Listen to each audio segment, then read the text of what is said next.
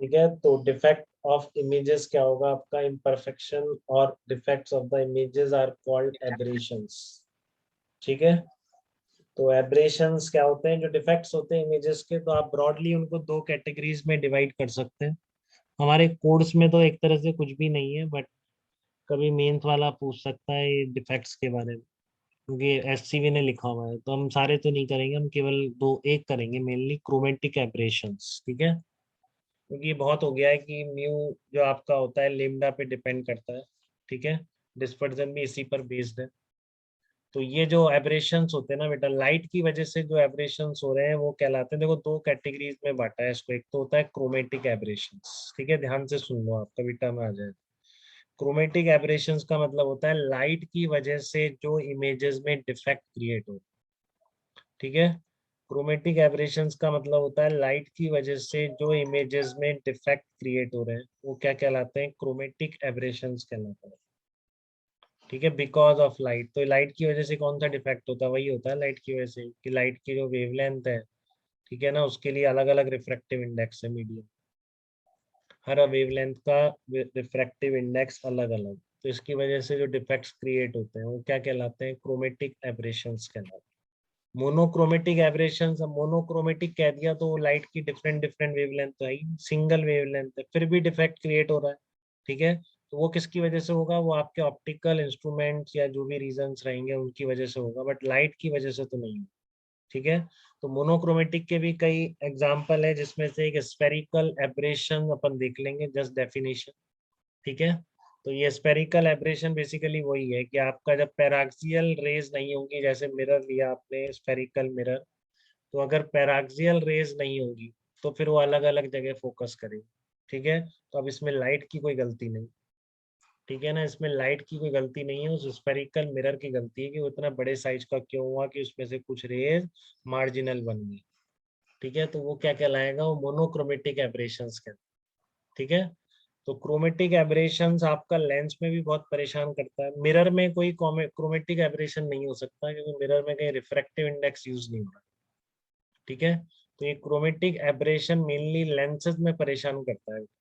ठीक है ना, क्रोमेटिक एब्रेशंस मेनली किस में परेशान करता है, लेंसेज में परेशान करता है, क्योंकि आप देखो, आप कह रहे हो कि लेंस की जो फोकल लेंथ है वो म्यू पे डिपेंड करती है, म्यू लेमडा पे डिपेंड करता है। तो आप देख लो फिर आपके सारे कलर, अगर व्हाइट लाइट आएगी तो एक जगह पे फोकस नहीं है, रेड अलग फोकस हो रहा है, वॉयलेट अलग फोकस हो, तो दूर कौन जा रहा है, रेड क्यों जा रहा है इसमें दूर, वो आप देख सकते हो। ठीक है ना, क्योंकि आप बोलोगे कि लेमडा ज्यादा है तो म्यू कम होगा, म्यू कम होगा तो 1/f कम होगा, मतलब फोकल लेंथ ज्यादा हो जाएगी, तो रेड दूर जाने की कोशिश कर रहा है इसमें। ठीक है ना, रेड का फोकल पॉइंट क्या है, ये रेड को कॉन्वेक्स लेंस दूर भेजने की कोशिश कर, इस साइड में, राइट साइड। ठीक है ना, और अगर ये कॉनकेव लेंस लेते हैं हम, तो वो लेफ्ट साइड में रेड कलर को दूर भेजने की कोशिश कर रहा है। डिफरेंस समझ रहे हो दोनों, क्योंकि इसमें भी तो क्या है, फोकल लेंथ बढ़ जाएगी ना। अब इसकी फोकल लेंथ बढ़ने का मतलब क्या है, यहाँ से अब इसका फोकस तो इस साइड होता है, तो यहाँ से ज्यादा दूर क्या होगा, रेड रेड होगा। तो ये बहुत ही इंपॉर्टेंट है, कभी भी कोई पूछ सकता है कि बताओ इसमें से कौन सा डायग्राम सेम है, अगर ये व्हाइट लाइट है तो। ठीक है, फिर आपको ध्यान से वो टिक करना होगा, इसमें फोकल पॉइंट किसका दूर है, सबसे दूर रेड का, सबसे पास वायलेट का, इस साइड। जब कॉन्वेक्स लेंस की बात कर रहे हैं, डाइवर्जिंग लेंस की बात कर रहे हैं आप, कॉनकेव लेंस की अगर, ठीक है, तो आपको पता है तो एफ आर इस साइड सबसे दूर आ जाए। देख रहे हो आप, तो इधर कॉन्वेक्स लेंस रेड को इस राइट साइड बहुत दूर करने की कोशिश कर रहा है, और जो कॉनकेव लेंस है वो इसको रेड कलर को लेफ्ट साइड बहुत दूर करने की कोशिश कर रहा है। तो combination of the lenses with no chromatic aberration, तो जब ये दोनों उल्टा कर रहे हैं ना, तो हम इनको मिला के एक ऐसा भी लेंस बना सकते हैं जो कि इस क्रोमेटिक एब्रेशन को खत्म ही कर। ठीक है, तो आपके जो स्पेक्स होते हैं उसमें इसी तरह का कॉम्बिनेशन यूज होता है, कभी भी सिंगल लेंस यूज नहीं होता, नहीं तो आपको कलर देखने में हर चीज ब्लर दिखाई देती, कोई भी कलरफुल चीज होगी तो आपको ब्लर दिखाई देगी, तो सारे कलर अलग अलग जगह फोकस करें। ठीक है, तो आपके लेंसेज को अक्रोमेटिक बनाने के लिए हमेशा कॉन्वेक्स और कॉनकेव दोनों का कॉम्बिनेशन यूज करते हैं।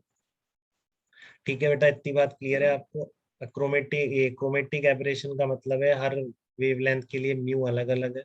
ठीक है, तो आप देखो लेंस और दोनों लेंसेज के फोकल पॉइंट भी अलग अलग हो जाते हैं। एक रेड को इधर धक्का मार रहा है, एक अपोजिट साइड खींच रहा है, तो दोनों को मिला के आप इसका ये जो क्रोमेटिक एब्रेशन है इसको भी खत्म कर सकते हैं। ये सारे कलर्स क्या आ गए, एक ही जगह फोकस होंगे, तो वो कॉम्बिनेशन क्या कहलाएगा, अक्रोमेटिक कॉम्बिनेशन कहलाता है। ठीक है, तो सबसे पहले हम उसकी कंडीशन निकालने जा रहे हैं कि अक्रोमेटिक कॉम्बिनेशन की कंडीशन क्या हो, कंडीशन ऑफ अक्रोमेटिज्म। तो फाइनल रिजल्ट याद रखना है, प्रूफ आपसे बोर्ड में भी कुछ नहीं पूछेंगे, बट हम देख लेते हैं, देखते आ रहे हैं सारी चीजें। ठीक है, हम प्रूफ भी देख लेते हैं।